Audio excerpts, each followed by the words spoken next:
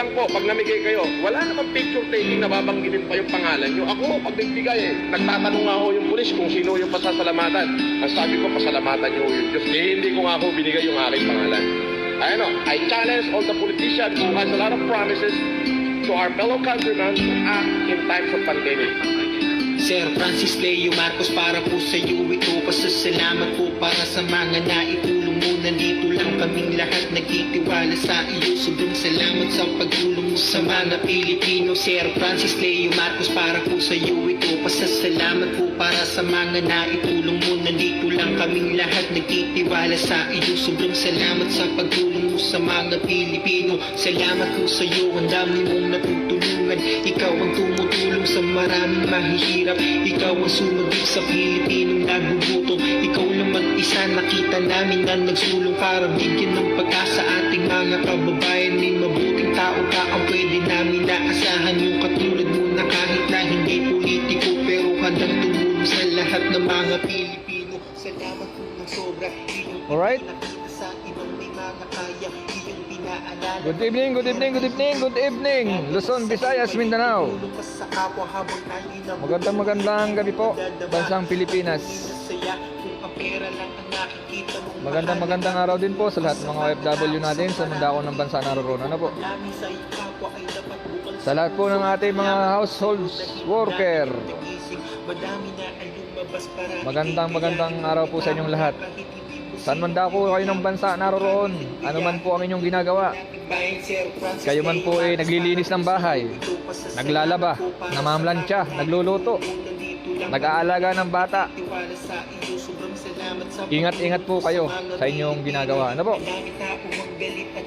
So, muli ko pong sasabihin sa inyo na kung against po kayo sa aking paninindigan at kaibigan ko kayo, pwede nyo na po akong i-block. Wala naman pong problema yun. Ganun naman po talaga ang buhay. Kung hindi nyo naman po ako i-block, ganito na lang po ang gawin natin. Irespeto nyo yung opinion ko, irerespeto ko rin yung opinion ninyo. May kanya-kanya po tayong opinion. So, respeto na lang tayo ng opinion para magkakasama pa rin tayo at magkakaibigan. Pero kung hindi nyo re-respeto yung opinion ko, go ahead po, wala pong problema. Pwede nyo po akong i-block sa Facebook ninyo or i-unfriend nyo ako, wala pong problema yon. Once again po, sa ngalan po ng CIS, ang Community Investigative Support, Nasim Chapter, dako po tayo sa ating programa at pag-usapan po natin ng mga mahalagang bagay para sa bayan, para sa pamahalaan, para po sa kaalaman. So, bigyan niyo po ako ng 30 minutes or isang oras hanggang sa kung kailan tayo aabutan dito ng ating superior. Kasi on the work po kasi ako eh. So, once again po, sama-sama po tayo. Ito po ang busis ng ordinaryong Pilipino at ating pong pag-usapan ang mga mahalagang bagay. Ano po? Shout out po sa lahat ng mga nanonood at sa mga tao na umaasa at naniniwala na matuwid po ang ating pinaglalaban. Ano po? Wala namang picture taking na Shout out po sa inyong lahat. Ako, pag nagbigay, Tayo po may panawagan sa lahat po ng mga kababayan natin dyan sa bansang Pilipinas. Ano po? Ang programa pong Busis ng Ordinaryong Pilipino ay taos-pusong nananawagan sa inyo mga kababayan. Napakinggan nyo po ang utos ng ating Pangulo, ang enhanced quarantine. Please, pakinggan nyo po dahil wag nyo na pong antayin na humaba pa ng humaba ang panahon or deadline ng enhanced quarantine natin dyan sa bansang Pilipinas. Dahil lalo po tayong mahihirapan mga kababayan. Lalo po tayong mahihirapan. Alam nyo po kung bakit? Saan pa po kukuha ang gobyerno ng pera na itutustos o isusuporta sa atin pag tumagal pa po ng tumagal? Kaya sana naman po makinig po kayo. Kayo po mga Pilipino. Pilipino naman po tayo. Tagalog na Tagalog naman po ang sinasabi ni Tatay Duterte, di po ba? Hindi po katulad ng ibang nanunungkulan sa gobyerno, nanunungkulan sa pamahalaan na English po ang sinasabi. Tagalog na Tagalog po ang sinasabi ng Pangulo natin, na Tatay Duterte. Nagmamakaawa na si Tatay Duterte na makinig po kayong lahat. Sana naman po yung enhanced quarantine, home quarantine ninyo ay i-apply nyo sa sarili ninyo. Huwag po tayong magpagala-gala sa lansangan. Huwag po tayong lumabas kung kahit saan. Dahil iniingatan nga po natin na tayo magkahawa-hawa. Dahil hanggat hindi po nakokontrol yung virus, mga kababayan, hindi po natin pwedeng, hindi po ibabalik ni Tatay Duterte yung normal operation dyan sa bansang Pilipinas. So mahihirapan po kayo. Ngayon kung hanap ninyo, sinasabi ninyo na wala na po talaga kayong makain, isa lang po sa pamilya ninyo, yun lang po may quarantine pass ang palabasin ninyo. Yun lang po ang palabasin ninyo. Huwag po kayong maglabasan. Nakala nyo normal kayo dyan sa karsada na nagkalat at naglipa na kayo. Nakakaawa po ang ating Pangulo. Halos maiyak-iyak na po, nakikiusap sa ating lahat. Makinig naman po sana tayo. Dahil para po sa atin ang lahat ng sinasabi ni Tatay Duterte. Wala pong isinasabi si Tatay Duterte na ikapapahamak ng mamamayang Pilipino. Wala pong sinabi si Tatay Digong na ikasasama nating mga Pilipino. Lahat po ng sinasabi ni Tatay Duterte ay para po sa atin. Para po sa mamamayang Pilipino. Hindi po yan kung para kanino man. So makinig sana po tayo. Hindi katulad ng mga nakita ko dyan na nagsasabong pa, nanunood ng tupada. Saan ba yung nanunood ng tupada na yun? Kanina, saan bang lugar yun? Sa Mandaluyong po. Sa Mandaluyong, nagtutupada pa, nanunood pa yung mga tao. Ay alam naman nila. Lang po, pag namigay kayo, wala namang picture. Alam naman nila na meron po tayong Nagtatanong nga ako yung pulis. epidemya. Meron po tayong COVID. May virus pong laganap. Ay kanya po kayo sa lansangan. Lumalabas na po kayo. Nakikiusap naman po sana. Nakikiusap ng Tagalog na Tagalog po kung magsalita si Tatay Duterte.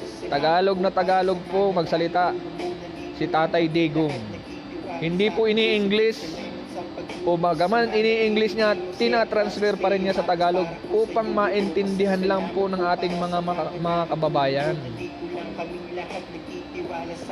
Kawawa po si Tatay Diggs kung naunawaan ninyo, kung hindi. Kawawa po si Tatay Diggs. Paano na po ang bansang Pilipinas kung humaba pa po ng humaba itong kalamidad na to, itong epidemya na to? Huwag na po nating pahabain. Tayo po ang kukontrol nito. Tayo po mamamayang Pilipino ang magkukontrol nito.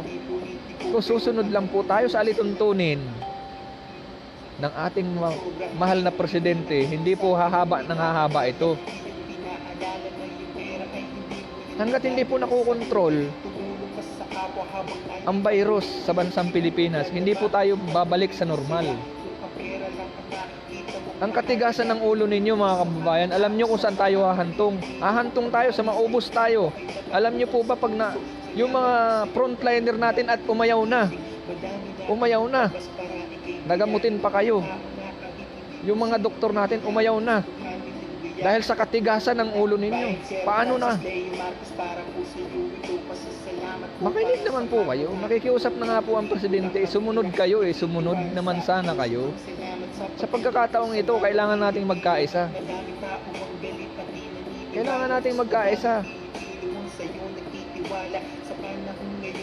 Upang sa ganun, makontrol po natin ang epidemya, ang virus na ang COVID-19 sa bansang Pilipinas.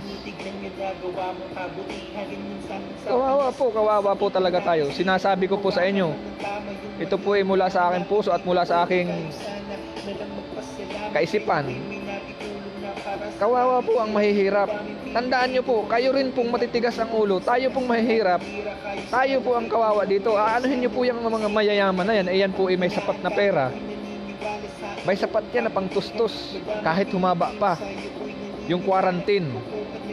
O yung lockdown. May pangtustos sila. Ay tayo pong mga walang pantustos, walang mga pera na umaasa lang po sa relief goods. Paano na po, Aber? Kung wala nang relief goods at wala nang iaayuda yung Pilipinas. Po ba? Sana naman po, matuto naman po tayo. Hindi na po dapat tayo mag-asal bata. Alam nyo naman pong may social distancing. Alam nyo naman pong may home quarantine. Ay bakit po naandyan pa kayo sa karsada, naglipa na pa kayo? Tandaan nyo po, di po ba sa isang pamilya may isang gate pass at tinatawag na quarantine pass? Isang quarantine pass, isang tao lang sa isang pamilya ang pwedeng lumabas. Yun lang po ang palabasin ninyo. Kung walang maisaing, yun lang po ang palabasin nyo, papuntahin nyo sa barangay official ninyo. Pag namigay kayo, wala namang picture taking na babanggitin pa yung pangalan. Yun lang. Ako, pag nagbigay, Ganun lang kasimple natin kontrolin yan. Makinig lang po tayo at sundin lang natin ang kung ako binigay yung aking pangalan. guidelines ni Tatay Digong. Hindi po tayo maliligaw ng landas. Yung time of pandemic. Makukontrol po natin yan. Pero kung ang titigas ng ulo ninyo, pinaiiral nyo yung mga kukuting napakatitigas, tayong Pilipino talaga naman, oo. Masasabi kong ubod ng tigas talaga ang ulo. Katulad nung nakita ko, ha? Diyan sa barangay Tagapo, Santa Rosa, Laguna. Yung mga kababayan natin naandyan sa karsada, nagpapalimos na. Ay kung pagbalik ninyo sa mga pamilya ninyo, meron na kayong nakuhang COVID dyan sa karsada, o di parang pinatay ninyo yung mga pamilya ninyo. Nasaan yung isang pamilya ninyo? Nasaan yung isang tao sa isang pamilya ninyo na may quarantine pass? At hindi yun ang papuntahin nyo sa barangay official ninyo, sa kapitan ninyo, sa mayor ninyo, sa munisipyo ninyo, sa DSWD ninyo. Yun lang ang palabasin ninyo, yung may quarantine pass, hindi yung isang nagkalat-kalat kayo dyan. Nakala mo namumuhay kayo ng normal. Hindi po normal ngayon ang bansang Pilipinas. Hindi po normal kahit saan po, hindi lang sa bansang Pilipinas. Makinig po kayo. Huwag niyo pong antayin. Nalipulin tayong lahat ng virus na yan. Pag umayaw na po ang mga doktor, nagamutin kayo. Hahantong kayo sa maging zombie. Napakahirap. Hindi niyo po ba nasasalat ang damdamin ng isang ama ng ating bansa? Hindi niyo po ba maabot yung saloobin ni Tatay? Pagmasdan niyo po pag naka-air siya, pagmasdan niyo po pag nagsasalita siya. Halos litong-lito na po yung tao. Litong-lito na. Kung ano ang gagawin niya. Discipline yourself. Disiplinahin yung mga sarili ninyo. Huwag niyo pong balgahin yung utos ng ating presidente. Kung kayo po walang makain, sa isang pamilya, meron po kayong isang tao na merong quarantine pass, yun lang po ang palabasin ninyo. At yung taong mga kasama, yun lang po sa loob ng bahay. Hindi yung kung saan kang lupalop na andun, may nagiinuman, may nagtutupada, mayroong palakad-lakad, mayroong anak ng tinapay o. Nakakaawa po nga. Nakakaawa yung ating presidente. Huwag po muna kayong tumawag dahil naka-live po ako.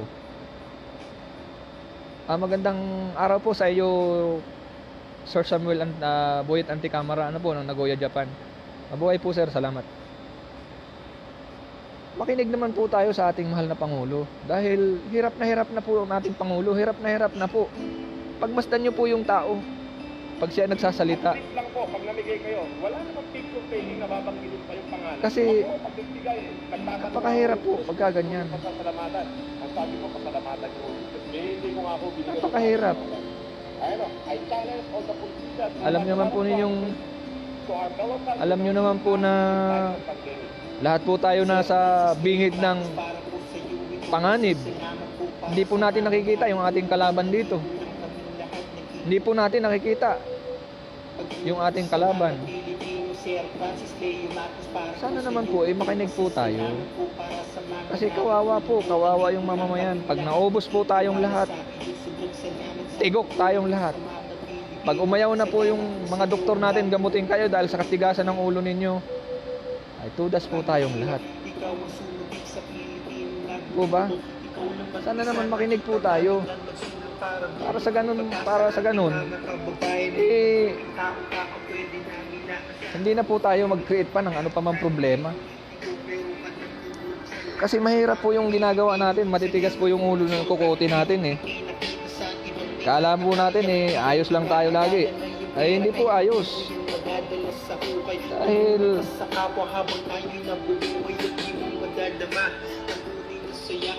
matanda na si Tatay Duterte, dapat inaasikaso na natin, inuunawa natin yung tao, pero hindi natin inuunawa. Bagkus, para bang dinadaan lang natin sa biro. Hindi po biro-biro itong pinagdaraanan nating epidemya. Hindi po biro-biro itong pinagdadaanan natin na problema ng bansa. Hindi lang po bansa, problema po ito ng buong mundo. Isipin nyo po, ay paano na nga po sinasabi ko sa inyo, paano na kung maubos na ang pera at kaba ng pera ng bayan, ng bansa? Ano pang isusupply ni Tatay Duterte sa atin? Di wala. Kaya matuto tayong disiplinahin yung ating sarili. Sapagkat tayo po ang kukontrol niyang epidemya na yan. Tayo po ang kukontrol ng virus na yan. Hindi po makukontrol yan ng mga doktor o sino man Pusyo Pilato. Hindi po yan makukontrol. Tayo po ang makakontrol lang din yan. Tayong mamamayan. Huwag po nating balgahin kung ano sinasabi ng mahal nating presidente. Hindi po yung, alam nyo na pong pinagbabawal yung lumabas ng bahay. Naandyan pa kayo sa palengke, naandyan pa kayong palakad-lakad sa labas ng bahay. Kaya nga po sa isang pamilya may isang tao na mayroong quarantine pass na silang authorized na lumabas. Dapat yun lang ang lalabas, yung may quarantine pass na yun. Hindi yung kala nyo normal yung bansang Pilipinas. Hindi nga po normal yung bansang Pilipinas Hindi lang bansang Pilipinas Kung dito nga sa kinalalagyan po, totally lockdown.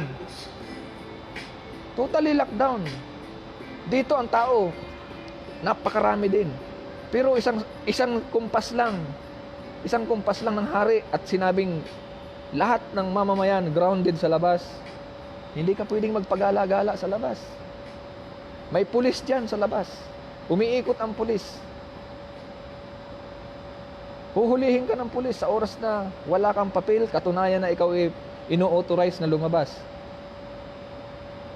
Sa katulad po namin na naandito sa ospital, ay autorisado kami lumabas dahil nandito po kami nagpapatupad ng nandito po kami nagtatrabaho sa ospital.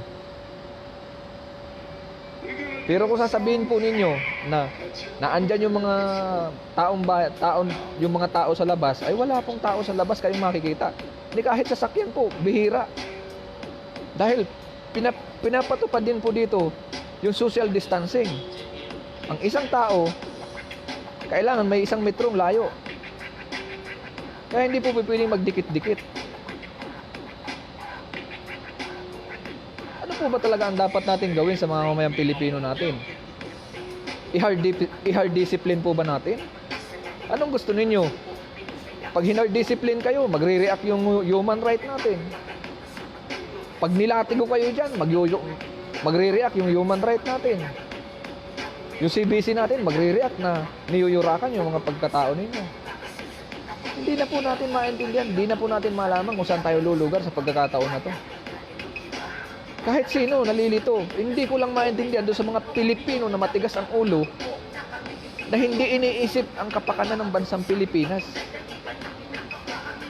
Dapat iniisip nyo yung kapakanan ng bansang Pilipinas. Yung kaligtasan ng mamamayan. Yung kaligtasan ng bawat isa sa atin.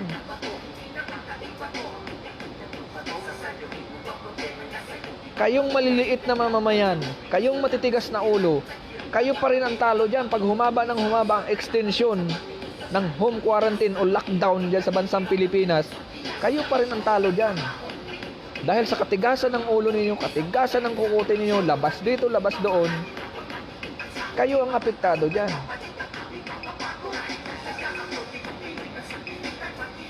Ay ano man yung mga mayayaman na yan. Mayayaman yan ha. May pera yan. Sasapat yan. Kahit ilang buwan pang humaba yung home quarantine na yan, sasapat ang pera niyan dahil may pangsustinto sila sa buhay. Isipin nyo yung kalalagyan ninyo. Isipin nyo yung katayuan ninyo. Huwag nyo pairalin yung katigasan ng kukote ninyo dahil kayo rin ang apektado dyan.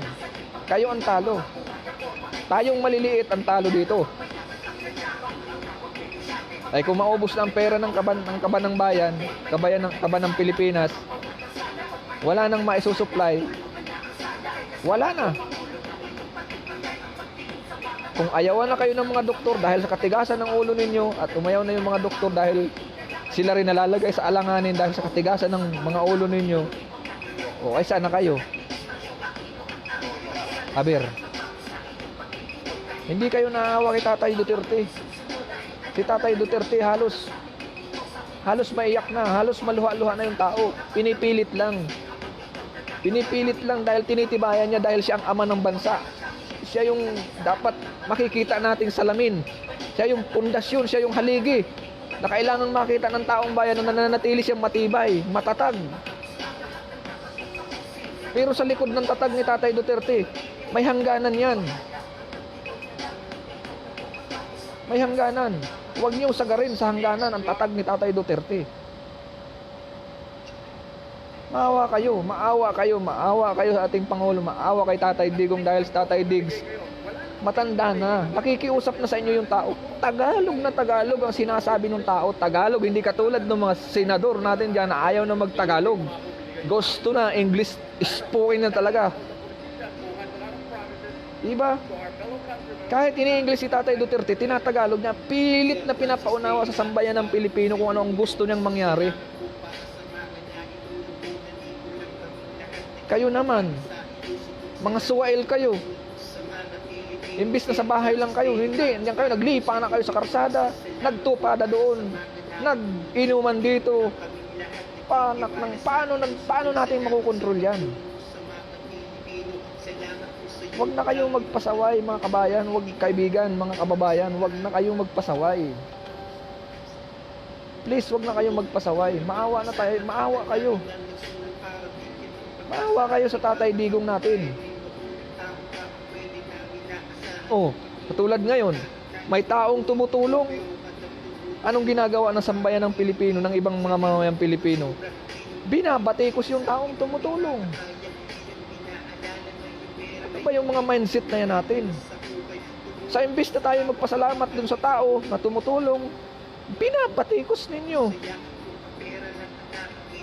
Ilabas natin ang personalidad ng tao dito. Wala tayong kinalaman sa personalidad ng tao. Ang pinag-uusapan dito, masolusyonan at maibsan yung pagkagutom ng mamamayang Pilipino. Diba? Kung tumutulong siya, ang dapat sabihin natin, salamat. Hindi, batuhin nyo pa ng mga kung ano-anong usapin. Ano man pagkatao ng tao, kanyang buhay yun. Labas tayo dun. Alam ninyo mga kababayan, yung taong tumutulong na yon, na Francis Leo Marcos, sa ginagawa ng ating ibang kababayan na sinasabi nyong magnanakaw o ano ba, scammer pa man dyan o ano yun, alam nyo kung anong nasisira dito? Nasisira yung apelyido ng Marcos. Dahil kung ano-ano ang binabato ninyong akusasyon. Kung ano-ano yung binabato ninyong akusasyon, ang apelyido nun ay Marcos, masisira at masisira yung Marcos. Dahil sa kagagawa ninyo. Ang tunay na nagpoprotekta, dapat naka-silent lang kayo. Silent lang kung magprotekta, hindi yung ipaglalandakan mo dyan sa social media na kung ano-ano. Pag protection, dapat silent, protect lang, silent. May mga negative comment kayo, ay alam nyo nang yung tao ay Marcos ang apelyido. Antayin nyo munang mag-react yung may-ari ng apelyidong yan. Yung lehitimong may-ari. Ay hindi nga nagre-react eh. Masisira yung imahe ng Marcos dahil sa kagagawa ninyo. Hindi sa kagagawa ni Leo, hindi kagagawa ni Francis Leo. Dahil yung tao, tumutulong yung tao. Binabatuhan nyo ng kung ano-anong akusasyon. Magnanakaw, scammer, kung ano-ano dyan. Mandurumbong, magdurugas. Hindi kung yan magnanakaw at mandarambong, magdurugas, di wala yan sa karsada, nasa kulungan yan.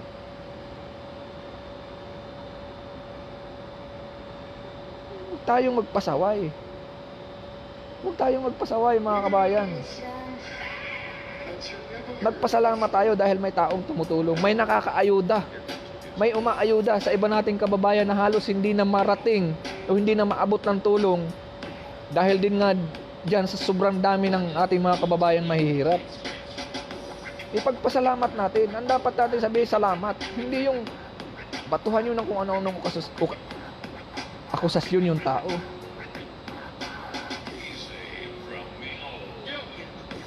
Hirap na nga yung ating Pangulo sa ating...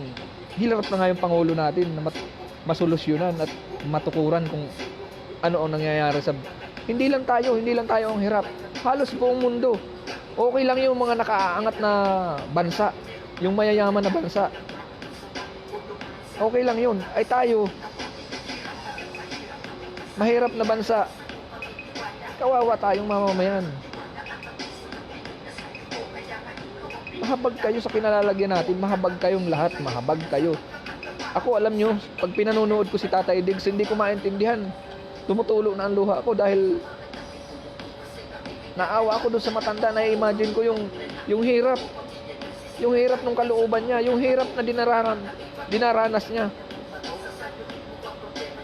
Imagine niyo yung edad na 75 years old. Oh. Siyempre, ama yan ng bansang Pilipinas. Gusto niyan, makita siya na matatag. Makita siyang mananatiling matatag. Dahil hindi siya pwedeng lumambot. Dahil pag lumambot siya, pinanghinaan siya ng loob, panghihinaan na rin ng loob yung mga kasamahan niya. Unawain natin yan. Kahit yan ganyan, mayroon din yung pag-aalala. May hangganan nga, katulad ng sinasabi ko, may hangganan. Hindi natin pinapansin eh. Para bang wala lang sa ating mamamayang Pilipino. Parang wala lang. Oo, parang wala lang yung nangyayari. Parang doon sa mga mamamayang Pilipinong iba, parang normal lang yun ang nangyayari ngayon. Hindi ba kayo nag-iisip? Hindi ba kayo nag-iisip na kung lumala yan, paano na? Pag lumala yung ating epidemyang kinaharapan, paano na, Aber? Sige nga, isipin nyo nga yun.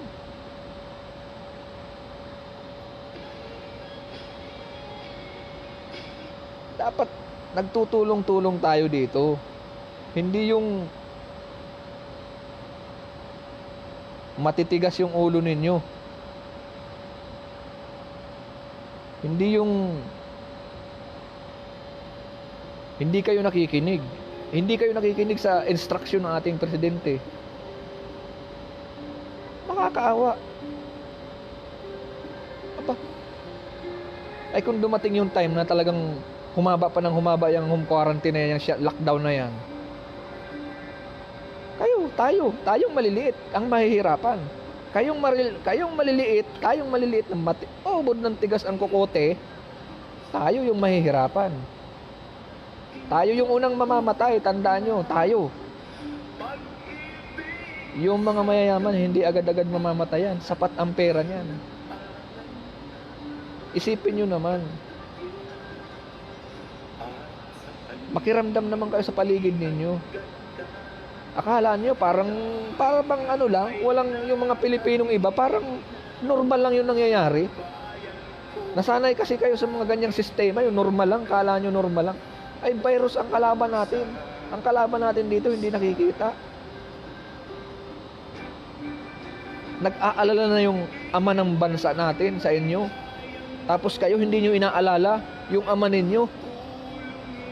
Na hirap na kung paano ang gagawin. Hindi man lamang kayo nasasaktan niya. O ayaw lang talaga, o talagang hindi kayo nanonood ng balita, o wala kayong intensyon sa news. Hindi kayo intensyon sa nangyayari sa ating mundo. Hindi kayo intensyon sa nangyayari sa bansang Pilipinas. Siguro ganun yung ano ninyo, sistema ninyo. Para kayong nabuhay lang, nawala. Wala lang. Bihira naman tayo. Sinabi na ng ating Pangulo, dyan lang kayo sa bahay. Dyan lang kayo sa bahay. May darating sa inyong pagkain. Hindi kayo mamamatay sa gutom. Hindi ba kayo trusted sa sinasabi ng presidente natin? Parang sinasabi nyo na hindi kayo trusted. Hindi kayo naniniwala. Hahaba ng hahaba yan dahil sa katigasan ng kukote ninyo. Tatagal ng tatagal yan, home quarantine yan, dahil sa katigasan ng ulo ninyo. Kung kayo naniniwala, hindi yan hahaba at di yan tatagal. Pambihirang buhay natin yan, aba. Nakakawa yung matanda, nakakawa talaga. Kung papanoorin nyo si Tatay Duterte, yung mga taong, alam mo yung mga taong ganyan ang pag-iisip, na mga ugali ninyo na parang sinasawalang bahala lang ninyo. Parang wala kayong pakialam, wala talaga kayong pakialam sa nangyayari sa bansang Pilipinas. Wala man lang kayong malasakit sa bansang Pilipinas. Anong klase kayong Pilipino? Anong klase kayong Pilipino na wala kayong pakialam? Ano na lang pakialam ninyo? Paano nyo na lang pinapahalagahan ang pagka-Pilipino ninyo? Paano nyo na lang pinahalagahan, aber? Para na lang walang pasa na lang yung buhay ninyo? Parang bahala na si Batman, parang gano'n na lang kayo? Maawa tayo kay Tatay Duterte. Maawa tayo. Kung tunay kang Pilipino, mahalin mo ang bansa mo, mahalin mo yung bayan mo, mahalin mo ang kapwa mo Pilipino. Pahalagahan mo. Hindi yung parang wala kayong pakialam sa nangyayari sa bayan natin. Parang wala kayong pakialam sa nangyayari sa sanlibutan. Parang wala kayong pakialam sa lahat ng bagay.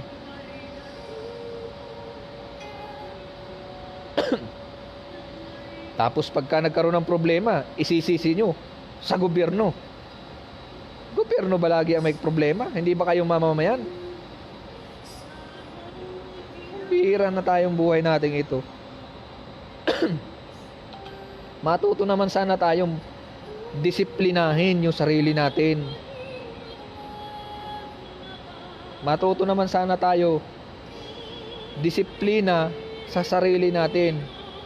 Alaikum salam, Sister Althea Elak. Huwag yung parang nabuhay kayo nung walang pasa lang sa mundo eh. Para bang, sige, bahala na. Parang ganun. Anong klaseng kaya alam nyo kung bakit may mga nananalo mga tao na walang pakialam, walang pakinabang. Kung bakit may mga nananalo na naglilingkod sa bansang Pilipinas na walang pakialam. Dahil yan sa mga ganyang panuntunan ninyo. Dahil yan sa ganyang pag-uugali ninyo. Pagpunta nyo doon sa loob ng pag nag-eleksyon at pumunta doon sa inyo yung tao, binayaran kayo, iboto ninyo, doon pumapasok yung mga ganyang problema. Kaya sila nasisilik na ibubuto nyo sila nang wala sa ayos dahil hindi kayo nakikiramdam, hindi kayo nag-aaral, hindi nyo inaaral Hindi nyo tiniisip kung yung tao ba na ihahalal ninyo o isisilik ninyo, may maitutulong sa inyo. Ang iniisip nyo lang, binayaran kayo ng pera, yun lang. Hindi ganun, mga kabayan. Hindi po ganun. Tandaan po natin, proteksyonan natin yung bayan natin, yung Pilipinas, yung bansa natin. Tayo ang puproteksyon sa bansa natin. Pinoproteksyonan tayo ni Tatay Duterte. Hanggang sa abot ng kanyang makakaya, pinoproteksyonan tayo. Hanggang sa abot ng kanyang makakaya, ginagawa niya ang lahat para sa atin, para sa bayan. Hindi pa ba sapat sa inyo ang effort na ginagawa ng Pangulo natin? Hindi pa ba? Sino ba ang naupo na presidente mula kay Lakay Marcos hanggang kay Noynoy? May naupo bang presidente na pinahalagahan ang bansang Pilipinas? Sige nga. Oh. Magtanungan na tayo dito. May presidente ba na pinahalagahan ang bansang Pilipinas mula kay Apo Lakay? Si Apo Lakay, mahal na mahal ang Pilipinas. Marcos, mahal na mahal ang bansang Pilipinas. Nung napunta ba kay Aquino, kay Ramos, kay Gloria, kay Estrada, kay Aquino ulit, may nagbago ba? Mayroon ba nagbago? Ngayon, nakikita nyo sana ang bansang Pilipinas uma-approve na, tumataas na. Nadispalinghado gawa nitong coronavirus na to, itong COVID-19. Hindi lang bansang Pilipinas, buong mundo. Kung yung mayayaman nga namumroblema, tayo pa kayang mahirap? Yung bansa pa kaya nating mahirap? Huwag niyong antayin na maubos tayo, mga kabayan. Huwag niyong antayin, maubos tayo dahil sa katigasan ng kukutin ninyo. Kawawa. Kawawa tayong mamamayang Pilipino. Sinasabi ko sa inyo yan. Sinasabi ko sa inyo. Tama na, sa isang pamilya may quarantine pass, yun lang ang palabasin ninyo. Ang asawa at mga anak ninyo, proteksyonan ninyo. Ay hindi, at bagkus na kayo, doon kayo pagala-gala kayo sa highway, pagala-gala kayo sa karsada. Parang feeling normal lang daigdig para sa inyo. Ay hindi nga tayo normal eh. Walang hiya naman oh. Alam nyo kung ibang presidente o hindi si Tatay Digong itong nangangasiwa ngayon sa pagkakataon na to, baka puta na naubos, nahati na ang mamamayang naubos na ang kalahati sa atin, namatay na. Sinasabi ko yan sa inyo. Kung hindi si Tatay Duterte ang nakaupo sa pagkakataong ito, baka ang kalahati o 3/4 ng Pilipino patay na. Dumadali kayo ng dumadali. Hindi kayo nakikinig sa akin. Hindi kayo nakikinig sa presidente natin. Hindi kayo nakikinig sa pangaral. Naandyan na nga ang guidelines. Sinasabi na nga ang guidelines. Magantay lang kayo sa bahay nyo. Darating ang pagkain ninyo. Hindi kayo mamamatay sa gutom. Wala ba kayong trust sa sinabi na yon? Wala ba kayong tiwala sa sinabi ni Tatay Duterte na gano'n? Ako may tiwala ako. Hindi mamamatay. Hindi mamamatay. May ama kayo ng tahanan. Yun ang didiskarte kung paano kayo mabubuhay. Kung sino sa inyong pamilya ang mayroong quarantine pass, siya lang palabasin ninyo. Kung wala na talaga kayong maisaing, pumunta kayo sa kapitan ninyo. Sa barangay official kayo lumapit. Karapatan ninyong pumunta sa barangay official at humingi ng tulong. Tama, sa isang pamilya, isa lang ang lalabas. Hindi yung mga anak ninyo na andyan sa karsada, nagpagalagala, yung social distancing, hindi nyo ini-apply sa pamilya ninyo. Kayo mismo ang papatay sa pamilya ninyo. Tandaan nyo yan. Kayo mismo. Kawawa. Na ako, alam nyo, nai-stress din ako mag-isip. Halos sa gabi, bago ako matulog, inaantay ko si Tatay Digong mag-live. Nai-stress din ako. Naawa ko doon sa matanda. Nakikita ko yung itsura niya. Pinipilit niya maging matatag dahil ama siya ng Pilipinas. Pinipilit niya maging matatag para sa ating mamamayang Pilipino. Pinipilit niya. Nararamdaman ko pinipilit niya. Para lang may panghugutan tayo ng lakas ng loob. Wala tayo sa normal, mga kababayan. Wala tayo sa normal. Hindi po normal ang daigdig natin. Kung si tatay po magpakita na pinanghihinaan na ng loob, sa palagay ninyo, anong mangyayari sa bansa natin? Sige nga.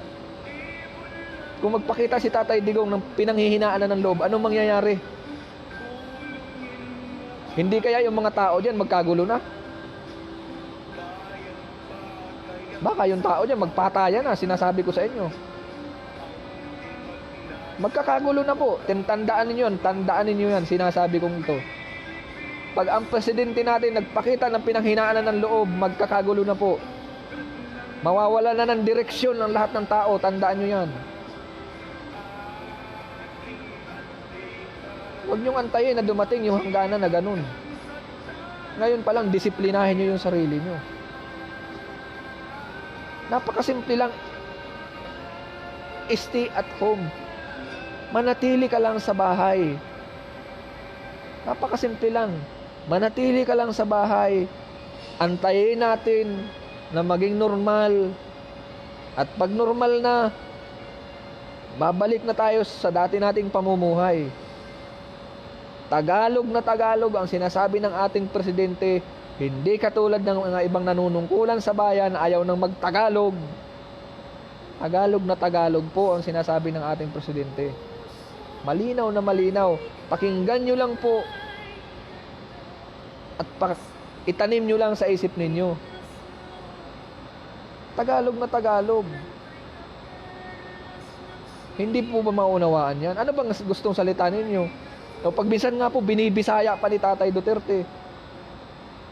No? Ano na po ba talaga? Para po ba talagang wala tayong pakinabang? Wala pong pakialam? Parang ganun lang po. Sa isang iglap, pag pinanghinaan ng loob ang ating presidente, sinasabi ko sa inyo, lahat ng Pilipino, mawawalan po ng direksyon sa buhay. Nasabi ko po yan sa inyo, pinaalaala ko, Huwag nyo pong sagarin yung lubid. Yung lubid, may hangganan po kasi ang lubid Wala pong lubid. Kung nakikinig nga kayo, kung nanonood kayo ng State of Nation ni Tatay, ng State of Nation address ni Tatay, yung nation address niya, pag live niya, kung nakikinig kayo at nanonood noon, anong sinasabi ni Tatay? Ang Ilog Pasig hindi makakati. Patay na tayong lahat. May Ilog Pasig pa, tandaan nyo yan. Yan ang sabi ni Tatay Duterte. Liwanagin nyo yan, liwanagin nyo. Yan halimbawa, malalim na salita yan. Pag-aralan nyo. Ang Ilog Pasig, sabi ni Tatay, patay na tayong lahat, ilog pa rin yan. Pero ang gobyerno, nauubos yun. Alam nyo kung anong tinutukoy ni Tatay doon? Budget ng gobyerno ang tinutukoy ni Tatay Duterte doon. Parang sa ibang mamamayang Pilipino, parang pabayaan mo, parang gano'n lang, walang pakinabang, hindi iniintindi kung ano sinasabi ng presidente natin. Intindihin niyo masyado. Kung kayong may pagmamahal sa bansa, kung may pagmamahal kayo sa bayan, intindihin niyo ang sinasabi ni Tatay Digong. Ang tinutukoy niya doon yung budget ng Pilipinas, yung budget ng Pilipinas, yung pera ng Pilipinas. Yung Ilog Pasig, hindi yun mahihibas kahit paano mangyari. Pero yung budget ng Pilipinas, pag humaba yung quarantine natin, yung lockdown natin at hindi tayo bumalik sa normal, maubos yung pera ng bansa, Paano na? Paano na? Ang tanong, paano na? Yung mga kababayan nating iba dyan, parang walang pakialam eh. Doon tayo galit na galit eh. Parang mga tao na walang pakialam eh. Hindi nyo naiintindihan talaga. Wala kayong pakialam sa bansa. Naturingan pa naman kayong mga Pilipino. Hindi kayo naawa sa presidente natin. Ako naawang-awa ako talaga, sa totoo na awang-awa ako. Awang-awa ako kay Tatay Duterte. Ang pagkaawa ko hanggang doon na lang. Ngayon, may tumutulong na tao sa atin. May isang tao na tumutulong sa atin. Putang ina, kung ano-anong akusasyon ang inakusasyon ninyo. Alam nyo, na-stress din talaga ako. Few days ako na-stress dahil sa usapin na yan. Dahil sa usapin ng Francis Leo Marcos na yan, na-stress ako. Humantong sa mga pagkakaibigan na nag-away-away. Humantong sa pagkakaibigan na nagkatampuhan. Humantong sa pagkakaibigan na nagkawatak-watak. Dahil lang sa usapin na yan. Simple lang naman po sana yan. Simpleng-simple lang solusyonan. Simpleng-simple pong solusyonan sana. Sana lang. Gamitin lang natin yung ating pakiramdam. Gamitin natin yung utak natin at pakiramdam. Magmasid tayo. Makiramdam tayo. Tandaan po ninyo, hindi ko maipapaliwanag sa inyo dahil kung sarado yung mind niyo, hindi ko talaga maipaliliwanag sa inyo. Ito, bibigyan ko kayo ng logic lang, logic. Ha? Kung yan po may kaso, yan si Francis Leo Marcos na yan na sinasabi natin. Kung yan pong tao yan ay may kaso, yan po wala sa karsada. Ang isang kriminal, wala po sa karsada. Wala pong makalalayang kriminal. Kung yan po may mga kaso, nasa bilangguan po yan. Di po ba? Kung yan po mandarambong, scammer, magnanakaw, manluloko, Marcos po ang apelyido niyan. Marcos po ang apelyido. Unang-unang magre-react po dyan, yung may-ari ng apelyido. Silang mga lehitimong Marcos, like Ma'am Amy, Sir Bongbong, at Ma'am Imelda. Wala po silang ginagawa. Hindi po sila naglalabas ng statement, hindi po sila naglalabas ng kung ano man. Ang sabi po ng mga kritiko natin dyan, yung mga halos kulang na lang akong murahin, sabi, may iba nga, sinabihan na nga akong patay gutom. Sinabihan na nga patay gutom daw, yung umiidolo kay Francis Leo Marcos. At yung mahihirap na tinutulungan. Antayin po natin. Antayin natin ang final statement ng lehitimong may-ari ng apelyido na yan. Huwag po tayong magtalo-talo, huwag tayong magbangay-bangay, huwag tayong mag-away-away. Focus po tayo sa isang problema ngayon ng ating bansa, ang COVID-19. Focus po tayo. Huwag nating pag-aksayahan ng panahon, yung bagay na yan. Wala pong ibubungang mabuti yan para sa atin. Kung may dapat man pong sabihin dyan, thank you very much, salamat. Yun lang. Ito pong nangyayari sa bayan natin. Marami pong mga kababayan natin na para lang pong walang pakialam sa daigdig, walang pakialam sa mundo, walang pakialam sa pagka-Pilipino, walang pakialam sa bayan, walang pakialam sa nasasakupan. Paano po tayo magkakaisa? Paano natin makokontrol ang epidemya na to? Kung kayo po mismong lahat dyan, mga pasaway kayo.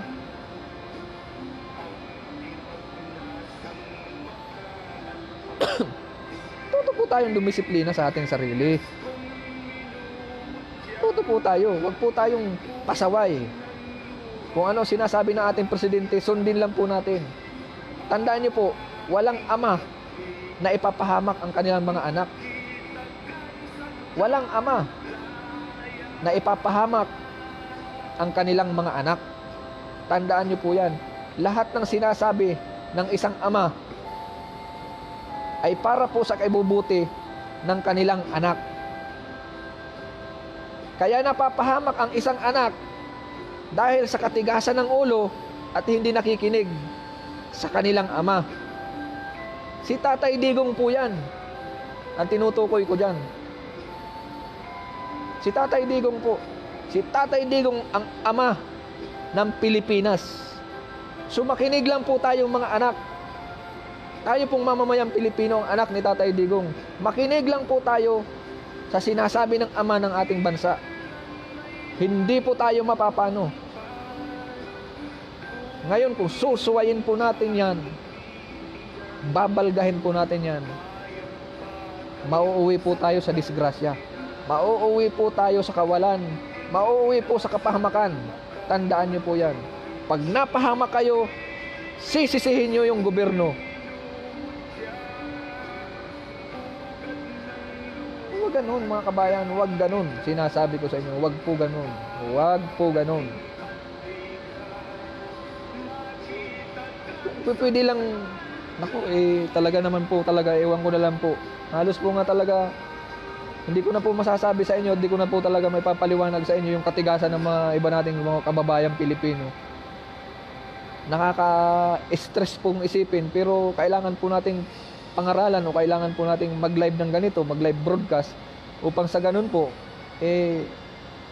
maipaabot po natin sa ating mga kababayan yung pagmamahal natin sa kapwa natin.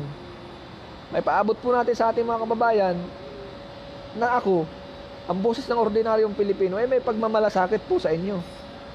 Hindi po ako nabuhay na ganito lang na walang malasakit sa inyo. Yun po ang gusto kong i-address sa inyong isipan. Nabuhay ako ng ganito para may makuha naman kayo, kahit kapraso lang. Kapraso lang sa mga sinasabi ko, may makukuha po kayo. Kung pakikinggan nyo po ang sinasabi ko. Pero kung hindi po kayo makikinig mga kabayan, wala po tayong magagawa. Kung yung presidente nga po natin, hindi nyo pinakikinggan, ay sino pa naman ako na ordinaryong Pilipino lang na nagngangawa dito. So matuto po tayo. Ngayon, yung mga magulang dyan na hindi nakikinig, ay makinig kayo sir, mga sir. Makinig po talaga kayo dahil kapahamakan po ang aabutin ng pamilya ninyo. Kapahamakan po. Tingnan nyo po ang nangyari doon sa sa mga matitigas ang ulo. Hindi nagkaroon ng COVID. Huwag po nating pairali yung patigasan ng kukote natin. Maging awareness po tayo sa lahat ng bagay. Paulit-ulit ko pong sinasabi sa inyo, wala pong poproteksyon sa mamamayan, kundi tayong mamamayang Pilipino rin. Wala pong poprotekta sa bayan natin, sa bansang Pilipinas, kundi tayo rin Pilipino rin. Hindi po poproteksyonan ang bansang Pilipinas ng kung sinong Poncio Pilato. Hindi po poproteksyonan ang mamamayang Pilipino ng kung sinong Poncio Pilato. Tandaan po ninyo yan. Tingnan nyo, sino ba nagpoproteksyon sa inyo? Sundalong Pilipino, di ba? Pilipino. Napakasimple po ng mga logic natin. Napakasimple. Makinig lang kayo.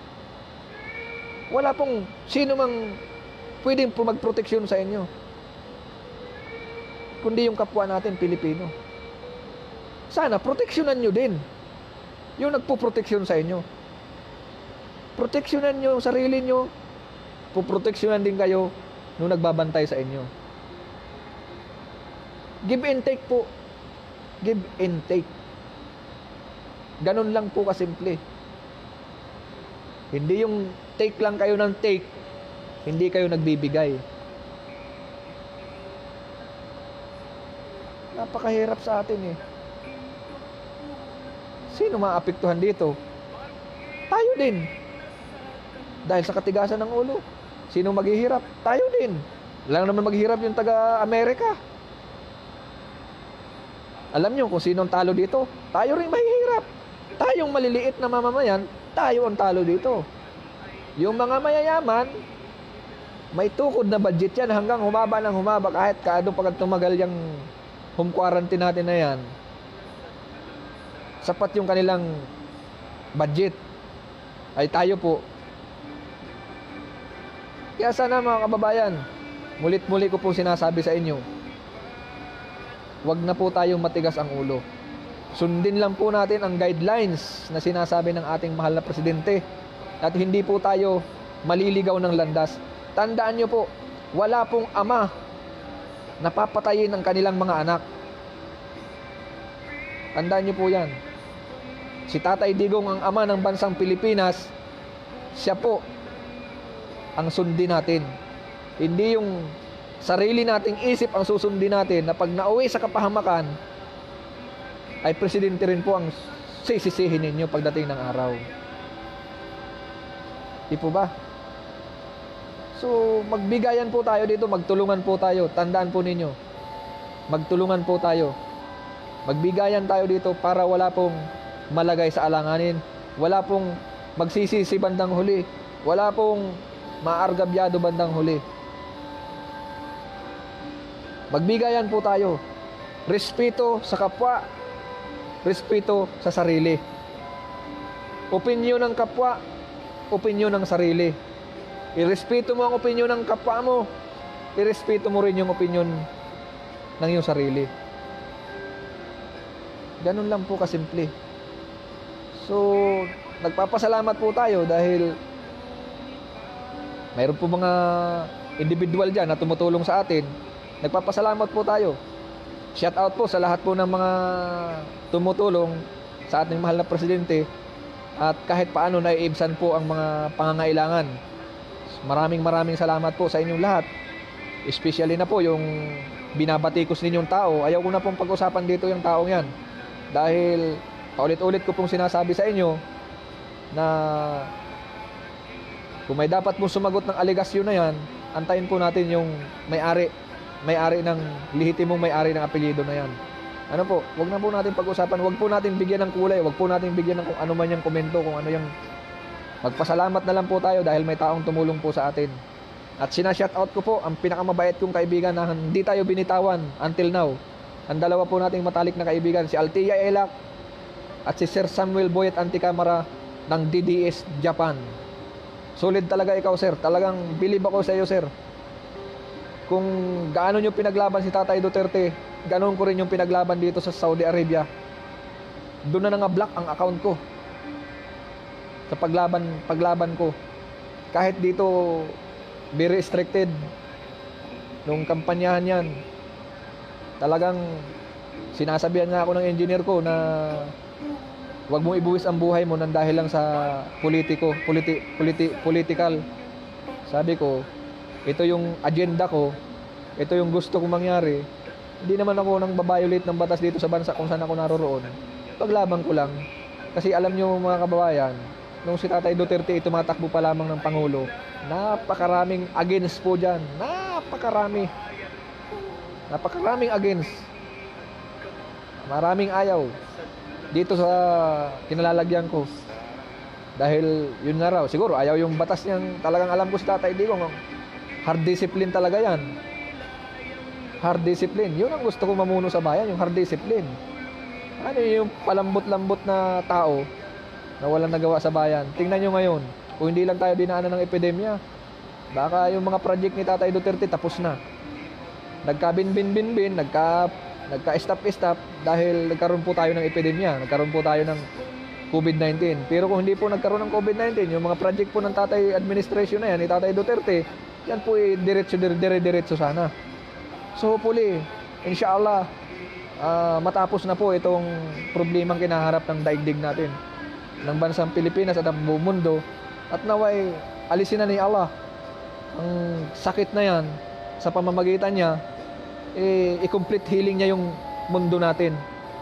Kaya sana magkaisa po tayong lahat dito. At lagi po tayong ma-aware sa lahat ng bagay. Ano po? So once again po, maraming salamat po sa lahat po ng mga DDS Japan. Sa lahat po ng mga DDS, saan man dako ng daigdig, saan man dako ng mundo. Mabuhay po kayong lahat. Solid Glenchong po. Lakay po, lakay. Mabuhay po. Salamat.